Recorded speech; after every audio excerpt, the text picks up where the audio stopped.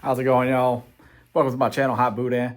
I just wanted to come on here and let y'all know what I plan on doing on this channel. A little bit of talking about sports, talking about entertainment. I'm gonna do some cooking on here, some Cajun food, some Mexican food. Gonna kind of hit all buttons here. Entertainment mostly, but just really looking to have fun and meeting and talking to people. Can't wait till I can go live and be able to, like I said, meet and talk to people. I'm gonna be raw. I'm gonna be unedited. My videos aren't gonna be pretty, but it is what it is. I don't care for all that stuff. I'm not here to make a pretty video or a movie or anything like that. Just who I am. I'm gonna talk about sports. Gonna talk about what I think about them. I could be completely wrong, and I don't care because it's my opinion. So that's kind of what you're gonna see on my channel. If you want to see stuff like that, just go ahead and subscribe. The more subscribers I get, the sooner I can go live and start talking and watching games live and doing those type of things. So one thing I want to do is just drink a beer with you guys and talk a little bit about some Louisiana sports teams and go from there. But today I'm drinking a Coors Banquet. Not nothing fancy. No IPA today, although I do like IPAs. So I'll be bringing a few different beers on here to have little talks with y'all. Just got a little paper for notes in front of me just to kind of remember some names and stuff, because the way LSU has been hammering the transfer portal, there's been a lot of new names for me to remember, to include the high school recruiting class that they've actually absolutely have done an amazing job of pulling in this year. So, I mean, credit where credit is due. Brian Kelly is looking to live up to his word of playing for a national championship soon at LSU. So hopefully I will see him there. With that said, I mean, you're looking at what he's pulled in with this transfer portal. We're talking about some top level talent, starters in the SEC, some backups in the SEC that have familiarity with our coaching staff that I think is only going to be a good thing for us. Like, we got Bauer Sharp, Oklahoma's leading receiver. I mean, Oklahoma's leading receiver at tight end. Granted, it was Oklahoma, so they really didn't do too hot this year. Their offense wasn't electric, but you are getting a guy who I think in our offense with a good quarterback could see some improvement there. Big thing with him is he knows how to run block, and we're going to need that next year. And then we brought in a couple cornerbacks, which can't have enough depth at corner. Slide him over to nickel, slide him over to safety, being versatile in that area. And I am a big believer that competition breeds great teams. There's no great team whenever you don't have the competition there. And then you got, defensive end. My God, we brought in some top talent at defensive end and defensive tackle. I really like the guy from Texas. I know he didn't really get playing time, but I like his size. I like his ability. And the best defensive line coach in the country likes him. So I'll take his opinion on that over any expert. But once again, I don't claim to be an expert. I don't know much about the kid, but I am going to trust the coaching staff on him. And I like the idea of having this defensive line room. We are going to be able to rotate guys. We're going to stay fresh, and that's awesome. One surprise that we got was Michael Van Buren. I didn't see him coming to LSU because I didn't think he'd want to sit a year behind Garrett, but great that he's here, because if something happens with Nuss, having him is a major luxury. Someone who has SEC experience, and was good in the SEC. I mean, he wasn't a superstar, but he was good. So having a kid like that being a backup is big. We did lose Swan, but to be expected after picking up Michael Van Buren. And our QB room is really deep with Hurley. So I think we'll be all right there. Running back room is still really deep. The wide receiver room is crazy good. A lot of speed, a lot of proven talent. Can't wait to see how that's really going to shake out.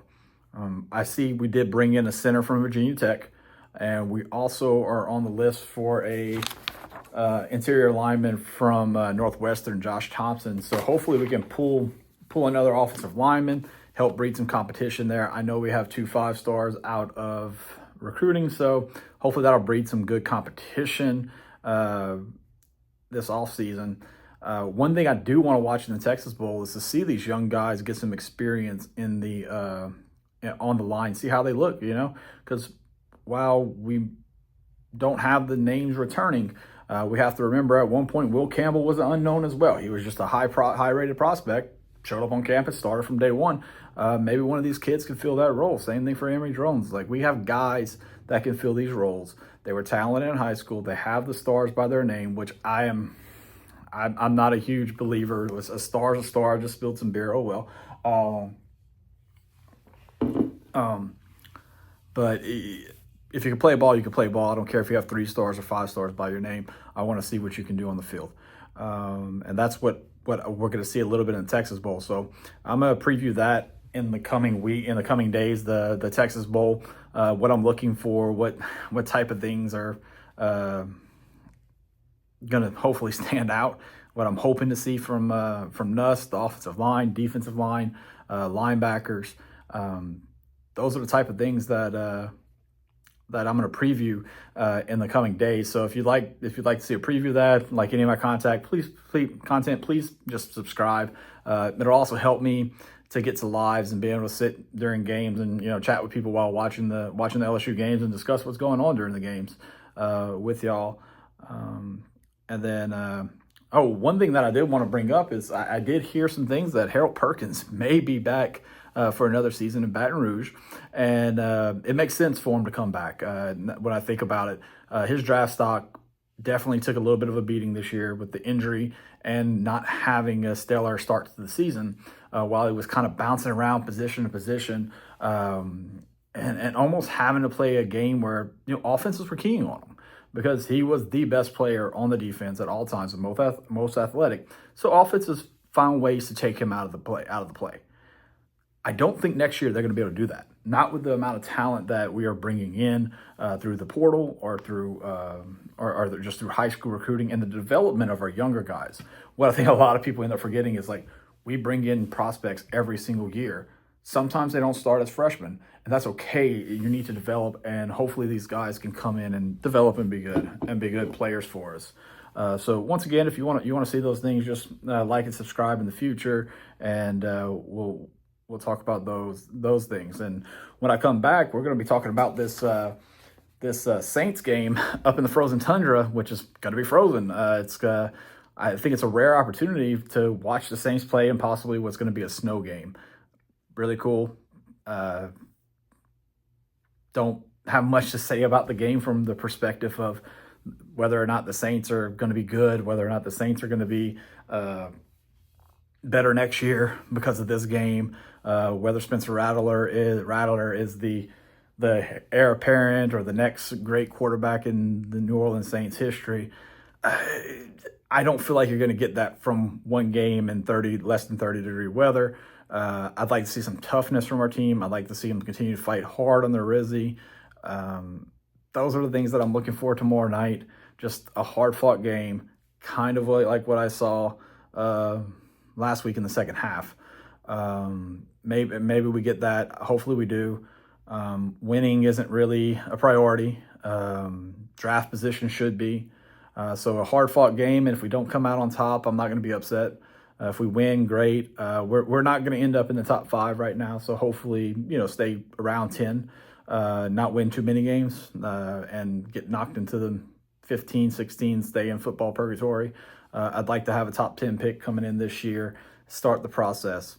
I did want to ask on here, so comment below. What do y'all think about Rizzy possibly taking over next year? Haven't heard much of that from the Saints or in the media saying that Rizzy's the guy for the future. What do y'all think about him as a possible replacement? What do y'all think about Joe Brady? I've heard that name a lot, especially with Vegas odds. I don't feel like the Saints are in a position to get any big name coach right now with the salary cap situation and those things. So what do you think about those two candidates? Or do you think it's going to be someone else, someone we don't expect? I honestly think Rizzy would be fine to ride it out. He works, and great. He doesn't, we should be rebuilding anyway, because our roster is not ready to compete, especially with the way our cap situation is. And I'm going to talk a little bit now about Pelicans. it's bad. In no way, shape, form, I ever thought the Pelicans would actually be this bad this year. Such a upsetting season. Having hopes from being a top 10 in the NBA type team to now finishing in the bottom two, maybe. It's. I understand injuries are part of the game, but it was bad this year, which leads me to the tank. We're in no position to come back or be a contender in the NBA and the West this year. So I mean, at this point, I mean, a lot of people want Willie Green fired. I was one of them that wanted Willie Green fired. Sorry, I got an update from ESPN, see if there's anything I want to talk about right here. I wanted Willie Green fired earlier this year when we still had a chance, give James Borrego a chance to run the offense, get his people in place, and get the practices, his system in place, not people, but get his system in place and see if that would make any type of difference. But it's too late now. We're too far gone, and we need to run the tank. And I tell you what, Willie Green is doing a great job of losing basketball games.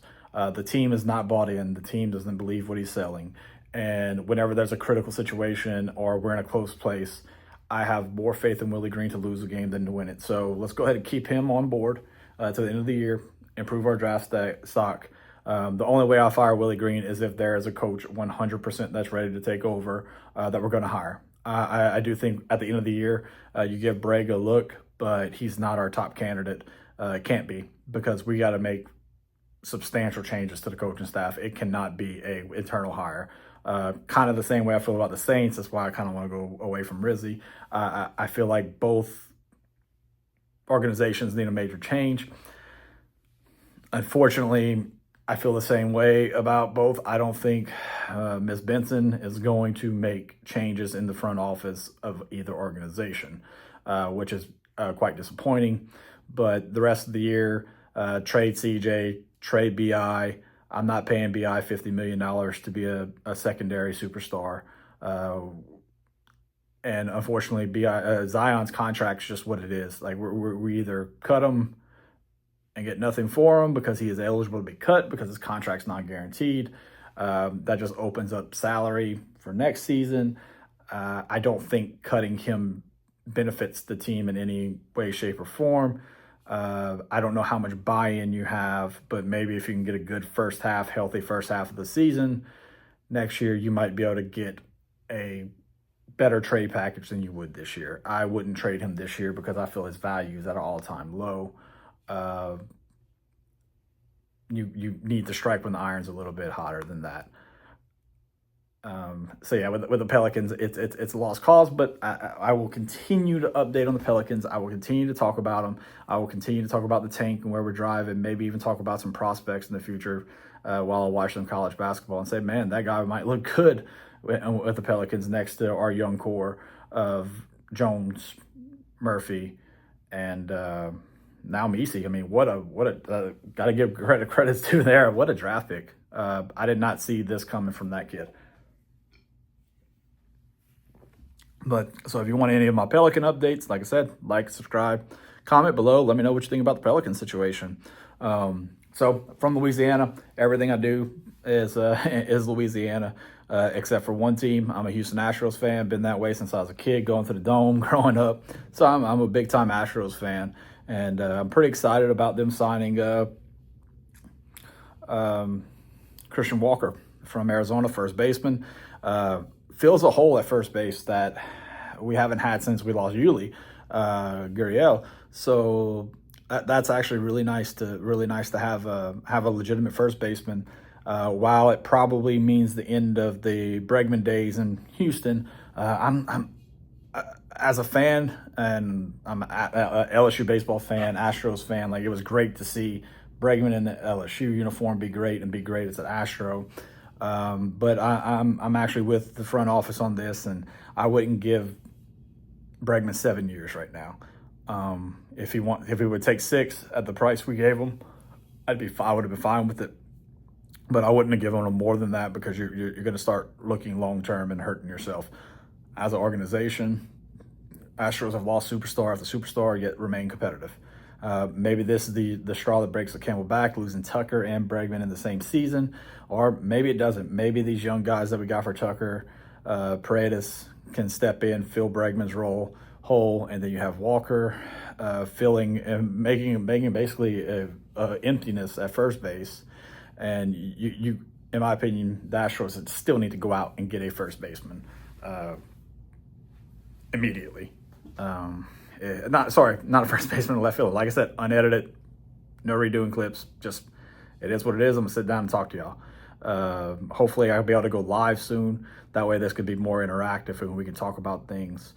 So like, subscribe, help me get there so I can go live with y'all. This ain't a money thing. This is a wanting to get paid thing. No, I just want to interact with fans, talk to fans live while I'm doing these little videos. It would definitely make these a lot more fun and less me sitting here talking at you instead of talking with you. And then the last thing that I want to talk about today is really what do y'all think about the first round of the college football playoff? Did the committee get it right? Did college football get it right with this format?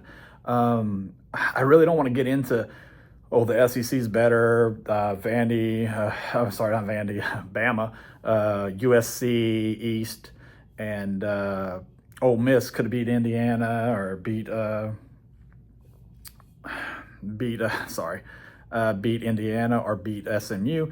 Maybe not. We don't know. Those are things that, don't always work out in football. Just because so-and-so beat so-and-so doesn't mean so-and-so is going to beat so-and-so. It is what it is.